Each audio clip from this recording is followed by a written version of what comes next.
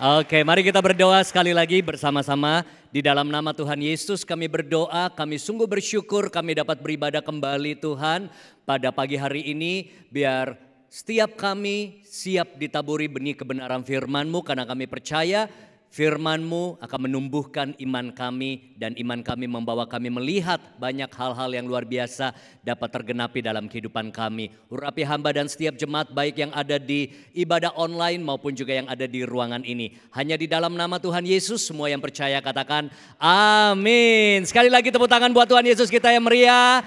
Silakan duduk semuanya. Selamat hari Minggu, senang sekali kita bisa berjumpa kembali dan beribadah bersama-sama di kesempatan ini. Saya juga mau menyapa buat Bapak Ibu Saudara yang ada di ibadah online ya, dimanapun saudara berada dan juga yang ada di ruangan ini. Apa kabarnya? Luar biasa tentunya karena Tuhan kita Tuhan yang luar biasa. Hari ini saya akan membawakan tema faith factor atau faktor iman. Katakan sama-sama faith factor. Berapa banyak daripada saudara yang tahu ada sebuah tayangan TV reality show Amerika beberapa tahun silam ya, cukup lama ya, Fear Factor. Siapa yang pernah nonton? Suka Fear Factor ya? Dan itu adalah tayangan bagaimana menunjukkan orang-orang mengatasi dan melawan ketakutannya dan dikasih reward ya. Ada makan serangga, ada di ketinggian dan lain sebagainya. Saya tidak akan bahas itu, tetapi saya akan bahas faktor iman. Kenapa? Karena faktor iman yang kita punyai akan membawa kita bisa mengatasi banyak ketakutan dalam hidup ini. Amin saudara. Berapa banyak dari saudara siap belajar sesuatu? Katakan amin. Kita perlu tahu bahwa Tuhan siapkan banyak hal-hal yang luar biasa dalam kehidupan kekristenan kita.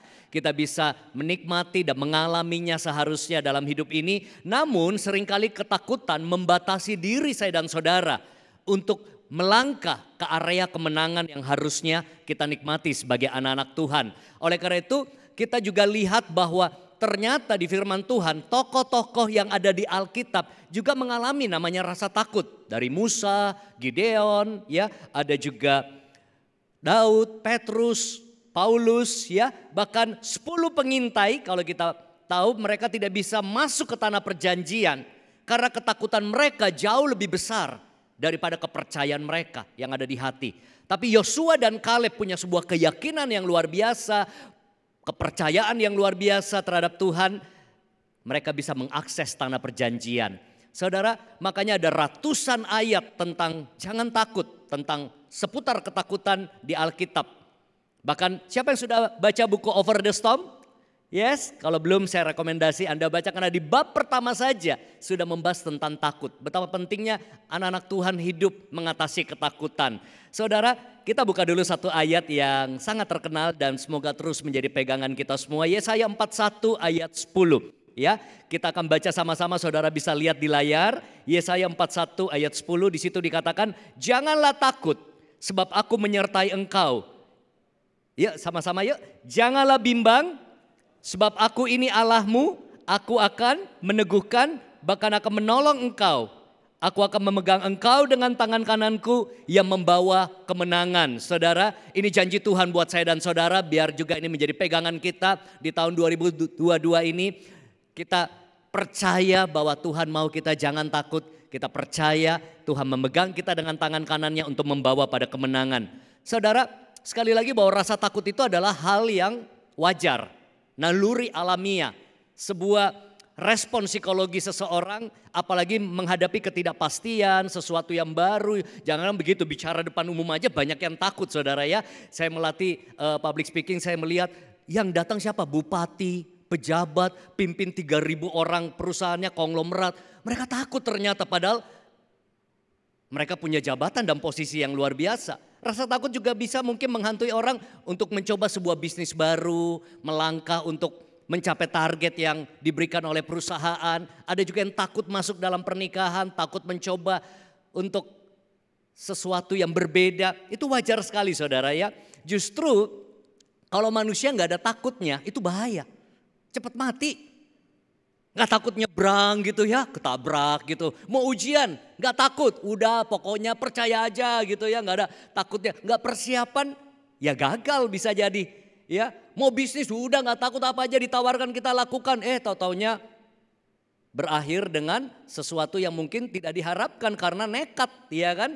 Jadi kita lihat bahwa rasa takut itu menolong kita persiapan, waspada, hati-hati, bijaksana, memperhitungkan segala sesuatu, mau investasi, rasa takut itu membuat kita pertimbangkan ulang, melihat beberapa aspek. Ada COVID, oh nggak takut, nggak usah pakai masker, nggak usah jaga protokol kesehatan. Itu bukan iman, nekat. Nah jadi kita harus berimbang bahwa Tuhan mau kita mengatasi rasa takut supaya kita tidak terjebak dalam ketakutan yang melumpuhkan hidup kita. Saudara, inilah yang membuat seringkali perasaan takut yang berlebihan membuat banyak orang seringkali tidak melihat impiannya menjadi kenyataan. Panggilan Tuhan mereka tidak penuhi. Melangkah karena seringkali menuntut kita keluar dari zona nyaman, keluar dari zona aman. Ada sebuah resiko, kita tidak pasti akan seperti apa. Tetapi saudara, potensi maksimal saudara bisa akan menjadi sangat-sangat luar biasa ketika kita belajar melangkah keluar dari ketakutan kita. Amin saudara. Bahkan rasa takut seringkali muncul ketika seseorang menghadapi ketidakpastian, uncertainty. Saudara, hidup ini benar-benar penuh dengan ketidakpastian, apalagi pandemi sudah mengajarkan kita segala sesuatu tidak pasti. Kebijakan pemerintah bisa berubah dengan cepat, ya. Tergantung, kita nggak tahu nih, nggak pasti nih, apakah PPKM akan ditingkatkan atau tidak. Ya, karantina apakah jadi 10 hari, 14 hari atau tiba-tiba dimajuin jadi 6 hari. Ya, ada teman-teman yang berangkat dapat kepastian, tiba-tiba bisa berubah setelah tiba di negara tersebut, saudara. Kita lihat menikah pun juga tidak pasti. Apakah pasangan kita ini akan membahagiakan kita atau membawa neraka dalam rumah tangga kita. Bahkan berbisnis juga nggak pasti apakah cuan atau profit atau enggak. Ya, kita mau coba launching produk sesuatu, kita mau coba jualan, kita belum tahu ini pasti laku atau tidak. Kalau pasti laku ya semua juga kerjakan. Jadi kita harus deal dengan ketidakpastian dalam hidup ini. Uncertainty ya, artinya segala sesuatu tidak pasti. Ya, bisa jadi juga teman di sampingmu yang ada ini bisa baik sama kita atau bisa tiba-tiba tusuk kita dari belakang juga gak pasti. Ya saudara, kita begitu keluar rumah sudah berhadapan dengan ketidakpastian. Apakah macet, lancar, ataupun cuaca cerah atau hujan saudara. Atau kita akan aman-aman saja. Oh yang penting kalau gitu, kalau supaya aman saya hati-hati sekali mengendarai mobil. Saudara dengar sendiri dan lihat sendiri videonya serem banget di salah satu kota di Kalimantan ya. Bagaimana sudah di lampu merah itu berapa deret dihajar dari belakang karena remblong kalau nggak salah ya. Dan banyak sekali korbannya. Ya ada yang selamat, ada yang sakit kritis, ada yang meninggal itu dihajar. Padahal udah hati-hati sekali loh di lampu merah. Ini dari belakang. Kemarin kejadian lagi di Lampung kalau nggak salah ya. Saudara lihat ada videonya beredar. Oh mungkin ada yang berkata kalau gitu di rumah aja paling aman di pandemi ini ya. Nggak pasti juga saudara. Terjadi sama ibu saya sendiri. 2 tahun saya pengen ketemu dia nggak diizinkan, dimarahin. Pokoknya nggak boleh datang di rumah, mami nggak mau gitu ya. Nah saudaranya, pembantu apa semua nggak ada yang boleh ada di rumah. Takut sekali dengan pandemi ini ya, benar-benar itu saya bilang nanti kita kirimin makan, oh enggak boleh gini-gini semuanya. Jadi saya nggak bisa ketemu dan lain sebagainya. Apa yang terjadi di rumah? Berat badannya turun 10 kilo, sempat 2 tahun lalu yang awal-awal pandemi depresi dan dia bilang dia bergumul dengan rasa pengen hampa dan bunuh diri. Wow, di rumah, nggak aman juga. Saudara ya, akhirnya saya berhasil bujuk selama hampir 2 tahun. Akhirnya ketika saya lihat COVID sudah mereda, dia sudah vaksin 2 kali. Ya, dan akhirnya saya bilang ayo refreshing ke Bali dan lain sebagainya. Pertama dia nggak mau, saya bilang pokoknya aman, kita di villa dan lain sebagainya. Nanti kita pesan aja semuanya. Begitu dia di sana, bukannya di villa, kebanyakan juga beberapa kali makan di luar gitu ya. Nah karena saya lihat cukup sepi dan lain sebagainya, tapi tempatnya juga beberapa rame gitu ya. Akhirnya apa? Dia pertama takut-takut gitu ya. Lama-lama makannya saya lihat banyak sekali. Wah saya sama istri begini. Mami makannya banyak sekali ya. Cuma saya seneng gitu ya. Lahap sekali gitu ya. Kita bawa makan macam-macam gitu ya. Terus dia bilang iya mami kadang tidurnya gak nyenyak atau apa gitu ya. Kebangun-bangun suka sakit. Di situ gak sakit-sakit saudara. Yes. Kadang-kadang butuh refreshing keluar dari zona nyaman. Bukan kita gegabah. Tapi sebenarnya saya bilang nanti Imlek datang lagi ya. Tapi saya bilang, wah kayaknya gak jadi deh. Saya bilang ini lagi meningkat di Jakarta. Jangan-jangan biarin aja di rumah. Kali ini di rumah aja gitu ya. Jadi lihat tidak ada yang pasti. Hanya satu yang pasti. Di dalam Tuhan ada kepastian. That's why kita perlu bertumbuh di dalam iman, saudara ya. Karena di tengah-tengah ketidakpastian ini kita butuh sesuatu yang pasti. Dan banyak orang takut menghadapi masa depan. Takut hari esok seperti apa. Ada sebuah statement buat kita semuanya bisa menjadi hal yang menginspirasi. Kita lihat sama-sama, ada istilah begini. Anticipate future with faith, not fear. Nah, antisipasi masa depan jangan dengan ketakutan, tapi dengan iman percaya. Amin. Satu statement lagi ya buat saudara. Nah, you block your dream when you allow your fear to grow bigger than your faith. Nah, kita akan membatasi impian kita, rencana Tuhan, hal-hal besar yang Tuhan sediakan. Kalau kita izinkan ketakutan kita bertumbuh lebih besar daripada iman kita. Makanya hari ini saya akan bagikan pada saudara dengan cepat. Ada 4 hal atau faktor iman yang nantinya akan menolong kita menjadi pribadi-pribadi yang bisa menikmati banyak hal. Karena iman adalah tindakan untuk kita mempercayai Allah sepenuhnya. Bahwa Tuhan terlibat aktif karena kita izinkan untuk berkarya dalam setiap aspek hidup kita. Ya, sebelum saya bagikan 4 hal, saya teringat ada satu ayat. Saya bacakan saja buat saudara, Yohanes 11 ayat 40. Jawab Yesus, bukankah sudah kukatakan kepadamu, jikalau engkau percaya engkau akan melihat kemuliaan Allah. Ini ayat yang meremah dalam hidup saya catat benar ketika di awal-awal saya ikut Tuhan. Kurang lebih 19-20 tahun yang lalu, saya ikut Tuhan kurang lebih sudah 23 tahun. Tapi di awal-awal tahun-tahun awal ketika saya bergumul dalam masalah keluarga saya, terutama papa saya, begitu banyak hal-hal yang menyakitkan, penderitaan, kesulitan yang kami harus hadapi, saya dapat firman ini. Ayat ini berbicara bahwa jikalau engkau percaya, engkau akan lihat kemuliaan Allah. Saat itu kenyataan yang saya lihat benar-benar kelihatannya begitu sulit, begitu menantang, begitu menjadi pergumulan beban di keluarga kami. Tapi saya pegang firman Tuhan ini, saya catat di jurnal rohani saya. Jikalau engkau percaya, engkau akan lihat kemuliaan Allah. Saya perkatakan, saya doakan apa yang terjadi saudara. Benar-benar saya melihat kemuliaan Allah dinyatakan dalam keluarga saya. Kehidupan saya, karir, pekerjaan dan lain sebagainya. Itu yang membuat saya, wow, inilah kehidupan iman kita bersama dengan Tuhan.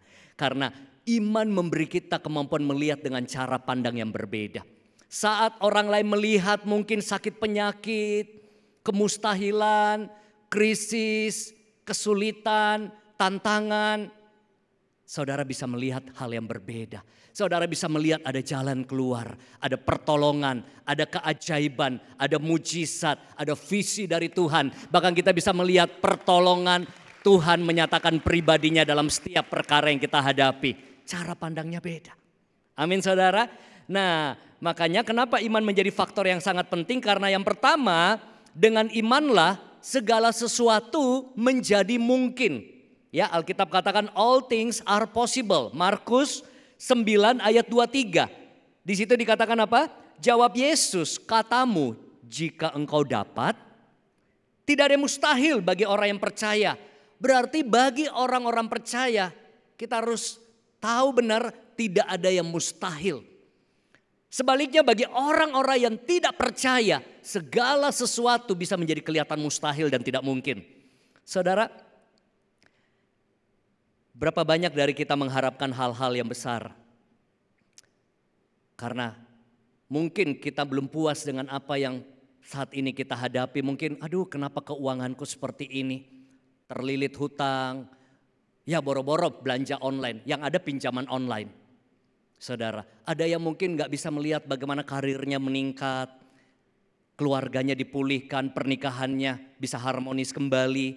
Atau mungkin kita rasa gak mungkin lah suami saya bisa balik lagi, gak mungkin lah anak saya bisa berubah, gak mungkin lah saya bisa lihat kembali dagangan saya laris lagi. Wah udah tertutup semua pintu. Saudara, apa yang saudara anggap mustahil saat-saat ini? Apa yang saudara rindukan dari Tuhan saat-saat ini? Apakah karirnya meningkat, prestasi yang makin bagus, bisnis yang kembali lancar, hutang yang dapat dilunasi? Saya mau beritahu, jangan biarkan ketidakpercayaanmu membatasi karya Tuhan dalam hidup ini. Amin saudara. Ada beberapa ayat di Alkitab, Yesus hadir di sebuah kota, tapi dia tidak berbuat banyak karena ketidakpercayaan orang-orang yang ada di situ. Amin. Kita lihat firman Tuhan.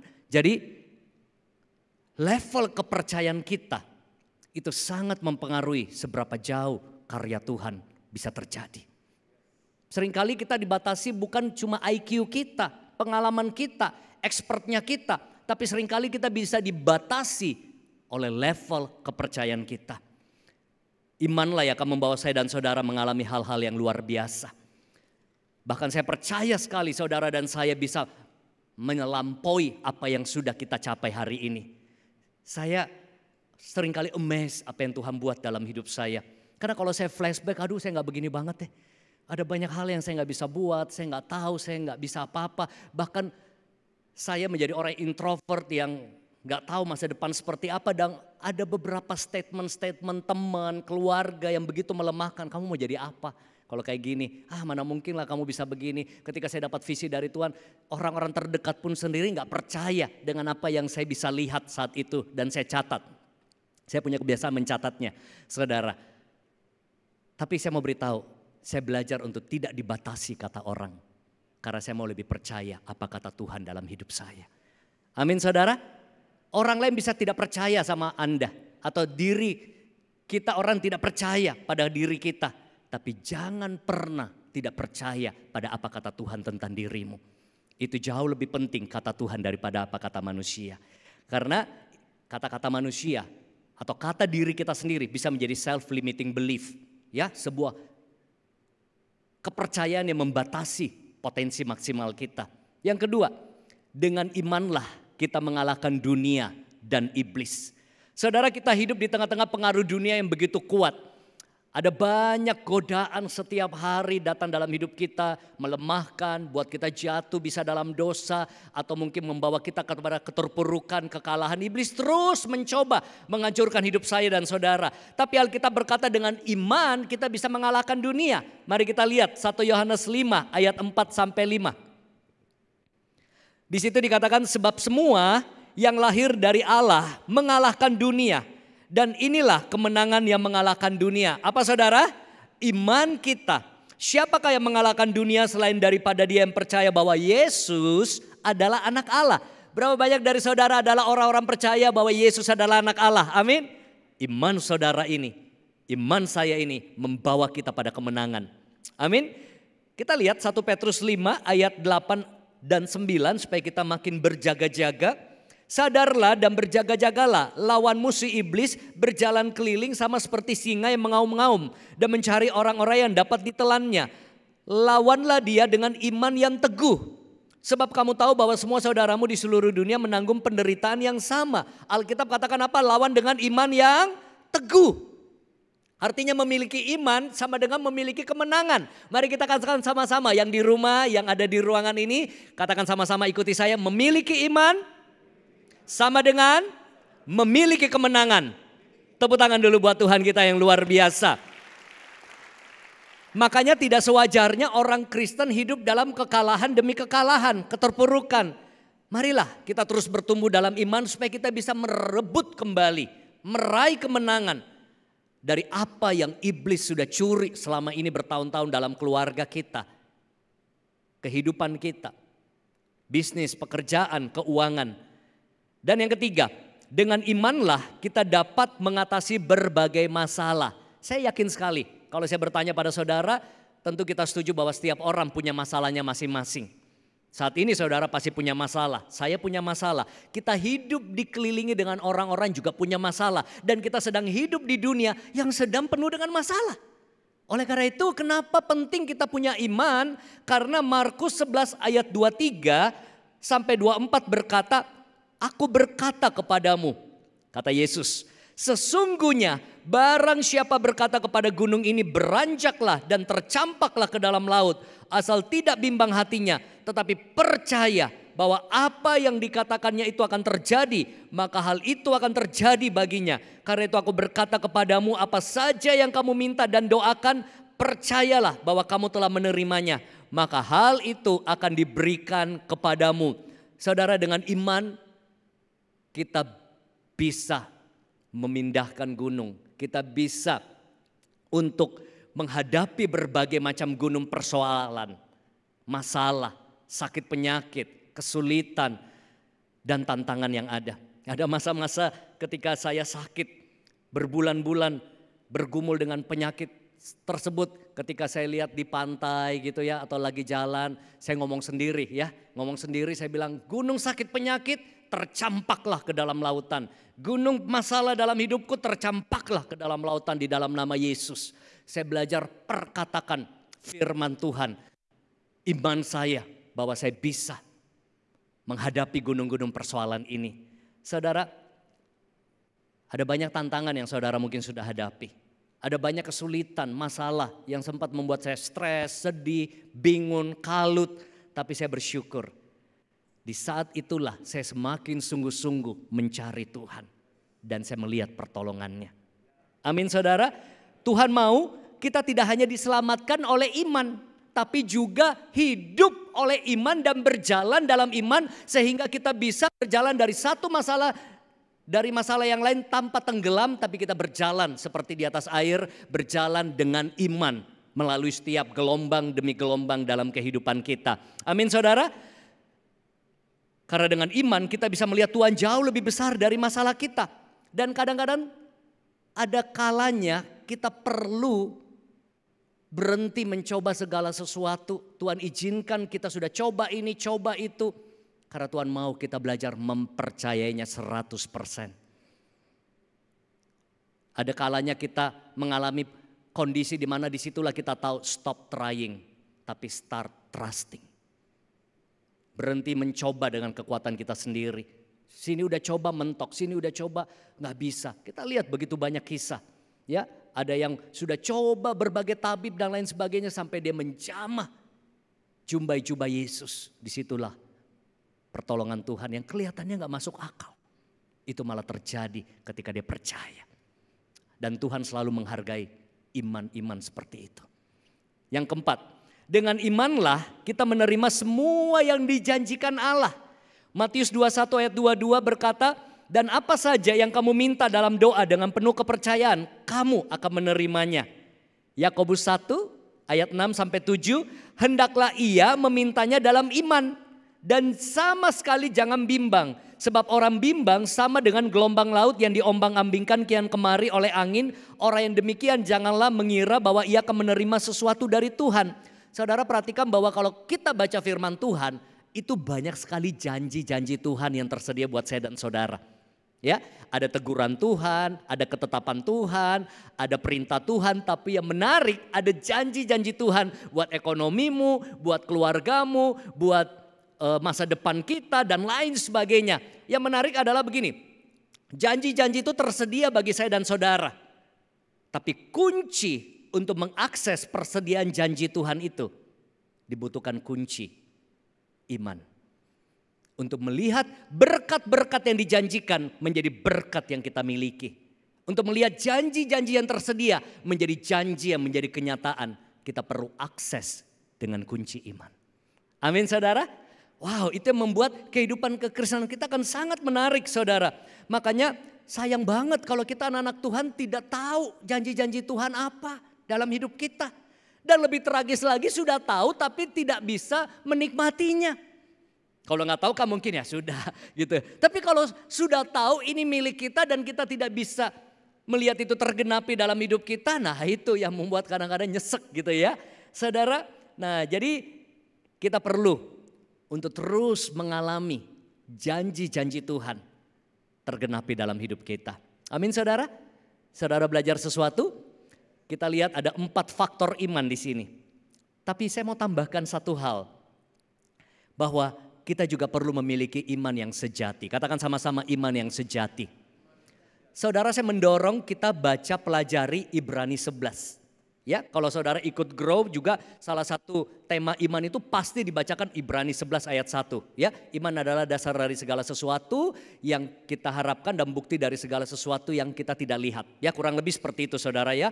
Dan kalau kita telusuri dari ayat 1 sampai kurang lebih ayat 34. Ya, membahas tentang arti iman, definisi iman, tokoh-tokoh iman, karena ini mendapatkan ini, karena ini mengalami ini, karena ini, itu semua ceritanya ada karena ini Musa mengalami ini, karena ini dan lain sebagainya. Wow, menakjubkan ya, definisi iman, tokoh-tokoh iman, pencapaian iman. Tapi yang menarik, seringkali orang terlewatkan di ayat-ayat belakang. Ayat 35 sampai 39 sampai 40 nanti saudara renungkan, ada hal yang membuat kita jadi kaget. Atau mungkin kita diskusikan juga kemarin ya. Di sini dikatakan apa? Ayat 39 ayat 40. Saya bacakan ya, ini ayat terakhir buat saudara. Di situ dikatakan apa? Dan mereka semua tidak memperoleh apa yang dijanjikan itu. Wow. Tadi kan sudah dikatakan dengan iman kita memperoleh janji Allah, ada ayatnya. Tapi dan mereka semua itu tidak memperoleh apa yang dijanjikan itu. Sekalipun iman mereka telah memberikan kesaksian, suatu kesaksian yang baik. Sebab Allah telah menyediakan sesuatu yang lebih baik bagi kita. Tanpa kita mereka tidak dapat mencapai kesempurnaan. Saudara, saya renungkan, ini perenungan saya. Kita perlu tahu bahwa iman yang sejati bukan cuma sekedar memperoleh apa yang dijanjikan. Tapi melainkan kemampuan juga untuk tetap percaya, tetap setia, tetap bertahan ketika yang dijanjikan belum kenyataan. Doa belum terjawab, sakit belum disembuhkan, pemulihan belum menjadi kelihatan, atau mungkin terobosan belum datang dan kita tetap bertahan dan kita tetap percaya. Saya percaya ini level iman yang sejati. Amin saudara. Kita lihat bahwa sebagai orang Kristen tidak cukup cuma memiliki iman yang membuat kita diselamatkan. Iman yang memindahkan gunung. Iman yang membuat kita memperoleh apa yang dijanjikan. Tapi kita juga perlu memiliki iman yang memampukan kita tetap setia. Tetap percaya apapun situasinya. Karena untuk tetap percaya dalam keadaan semua lancar dan baik. Semua yang kita harapkan terpenuhi itu mudah. Tapi untuk tetap percaya dan setia di saat banyak hal yang tidak kita mengerti. Di saat doa kita rasanya Tuhan mana? Tuhan kelihatannya jauh. Kalau Tuhan ada mana? Pandemi ini kok belum berakhir dan lain sebagainya. Di tengah-tengah kesulitan dan kita tetap berkata Tuhan itu baik. Sekalipun kita nggak mengerti misteri Tuhan, itulah iman yang sejati. Amin saudara. Oleh karena itu saya mendorong Jemaat Gilgal. Kita perlu bertumbuh lewat pengenalan dan pengalaman kita bersama dengan Allah. Saudara, bertumbuhlah di dalam iman saudara khususnya di masa-masa seperti ini. Lewat pengenalan akan Allah. Bagaimana kita mengenal Allah? Firman adalah Allah. Kita bergaul dengan firman, kita bersekutu dengan Tuhan. Kita akan semakin mengenal Dia. Saya bergaul dengan Pak Hendy, dengan Pastor Juan, ya. Saya akan jauh lebih mengenal beliau daripada mungkin Bapak Ibu Saudara yang mungkin ketemu saya sekali dua kali. Kenapa? Kita tahu oh kesukaannya apa, kalau makan dia bakalan pesan apa, ya. Beliau juga mungkin tahu seleranya, warnanya. Semakin kita mengenal Allah, hidup kita lebih rileks, lebih tenang. Saya kasih contoh begini, saya ingat waktu saya kecil, biasa suka dibawa ke pulau, ada sebuah pulau di kota kami waktu itu ada jembatan dari dermaga sampai ke pulau itu sepanjang dari sini sampai sana. Dan itu kayunya lapuk, kayak udah tua dan kalau kita jalan itu oglek-oglek gitu. Nah itu saya takut sekali lewat, takut sekali lewat gitu ya, hati-hati saya, karena di bawah itu udah dalam. Ya kan? Nah, tapi di tengah-tengah ketakutan tiba-tiba ada anak pulau situ lari-lari, gitu. Kita tambah takut gitu ya. Kok santai banget dia? Karena dia kenal benar. Ini permainan dia tiap hari di situ. Relax hidupnya. Kalau kita kenal seseorang, mungkin istrimu, suamimu, nggak perlu banyak ngomong pun kita udah tahu. Ada suami-suami yang kadang-kadang lagi di mall gitu ya, dia ngelirik sana, istrinya cuma simple. Diam langsung. Ya. Ada istri-istri mungkin cuma begini. Udah langsung kartu kredit nih. Ya, saya dengan anak gitu kadang-kadang gak banyak ngomong. Saya cuma muka saya udah gak suka. Saya cuma kasih lihat begini, saya begini-begini aja. Dia udah tahu nih, dia udah tahu diri nih.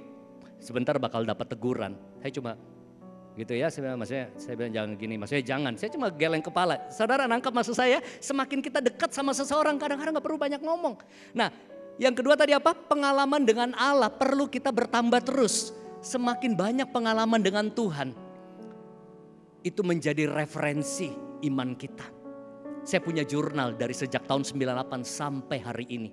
Kalau dulu di buku, sekarang di laptop atau di handphone, connect, saya catat janji Tuhan, doa yang terjawab, pergumulan, mujizat, teguran Tuhan, visi dari Tuhan, saya catat. Jadi kalau saya mengalami tantangan, saya buka itu, kadang-kadang mau nangis. Kalau dulu Tuhan tolong, sekarang juga Tuhan pasti tolong, ke depan Tuhan tolong. Itu jadi referensi iman. Saya yakin Daud kenapa berani hadapi Goliat, dia punya referensi iman menghadapi waktu dia menjaga kambing domba sebagai gembala, menghadapi beruang, singa dan lain sebagainya, itu jadi referensi iman. Kita semakin mengenal Allah, kita punya pengalaman bersama Allah, itu menumbuhkan iman kita. Saya tutup dengan satu hal. Ketika kita bertumbuh dalam iman, kita akan berpikir dan memandang setiap hal dengan cara berbeda. Kita akan merasa dan bertindak dan berkata-kata dengan cara berbeda. Karena ada respon yang keluar dari iman percaya kita. Mari kita bangkit berdiri dan kita nyanyikan pujian ini sama-sama. Saat ku tak melihat jalanmu, saat ku tak mengerti rencanamu, namun tetap ku pegang janjimu. Pengharapanku hanya padamu. Katakan hatiku percaya. Hatiku percaya.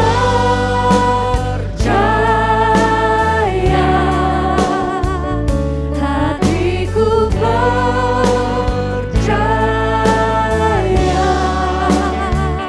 Hatiku percaya. Selalu ku percaya. Katakan Lord, I will trust. Lord, I will trust in you. Lord, I will trust in you. Lord, I will trust in you.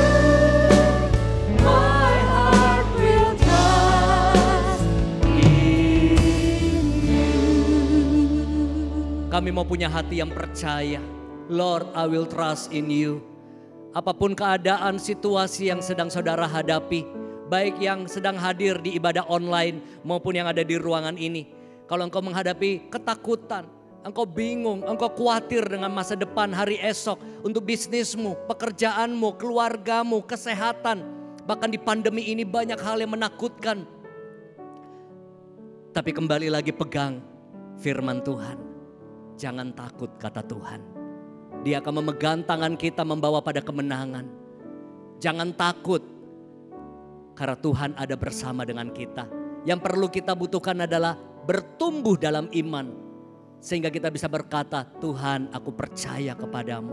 Aku percayakan hidupku, masa depanku, keluargaku, kesehatanku, masa depan anak-anakku ke dalam tangan-Mu.